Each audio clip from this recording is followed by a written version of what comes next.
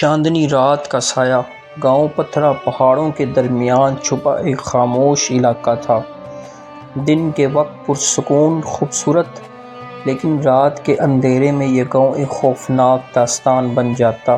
یہاں ایک پرانی کوٹھی تھی جسے سب سایوں والی حویلی کہتے تھے۔ کوئی نہیں جانتا تھا کہ وہاں کیا ہے، بس سب نے سنا تھا کہ جو بھی وہاں گیا واپس نہ آیا۔ راشد ایک جوان اور نڈر لڑکا تھا جو حال ہی میں لاہور سے گاؤں آیا تھا۔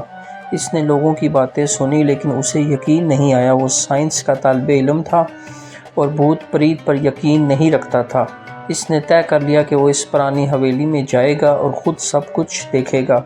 گاؤں کے بزرگوں نے اسے بہت سمجھایا، بیٹا راشد، وہ جگہ منحوس ہے، چاندنی رات میں وہاں جانا موت کو دعوت دینا ہے۔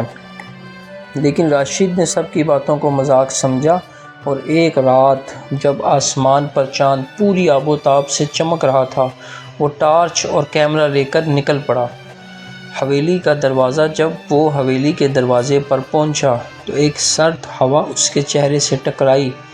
دروازہ خود بخود چرچراتا ہوا کھلا۔ راشد نے ہنستے ہوئے کہا، یہ سب ہوا کا کمال ہے، کوئی بھوت نہیں۔ حویلی کے اندر گھپ اندھیرا تھا، فرش پر دھول، دیواروں پر چھالے اور ہر کونے سے عجیب سی سرگوشیاں آ رہی تھیں، جیسے کوئی اسے دیکھ رہا ہو۔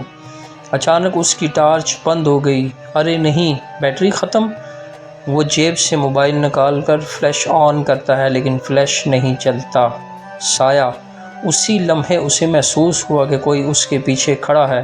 اس نے پلٹ کر دیکھا تو کچھ نہیں تھا مگر ایک سایہ دیوار پر ہل رہا تھا۔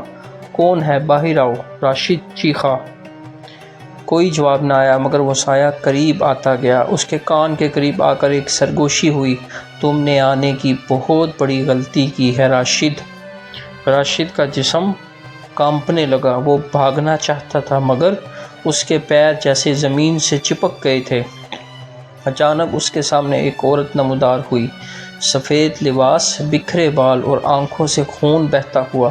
آہستہ آہستہ چلتی اس کے قریب آئی اور بولی، میں انتظار کر رہی تھی تم جیسے کسی کا۔ بھاگنے کی کوشش!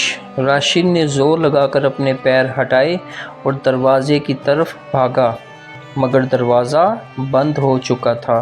اس نے زور زور سے دھکے دیے، چیخا، چلایا مگر دروازہ نہ کھلا۔ اس نے پلٹ کر دیکھا تو عورت اب چھت پر الٹی لٹکی ہوئی تھی اور اس کی گردن راشد کی طرف گھوم رہی تھی۔ اب تم میرے ساتھ یہیں رہو گے، وہ بولی۔ اگلی صبح گاؤں کے چند نوجوان صبح اسے ڈھونڈنے گئے۔ جب وہ حویلی میں داخل ہوئے تو وہاں صرف اس کا کیمرہ پڑا تھا جو مسلسل ریکارڈنگ کر رہا تھا۔ ویڈیو میں راشد کی چیخیں، سایہ اور وہ عورت سب صاف دکھائی دے رہے تھے مگر راشد کہیں نہیں تھا۔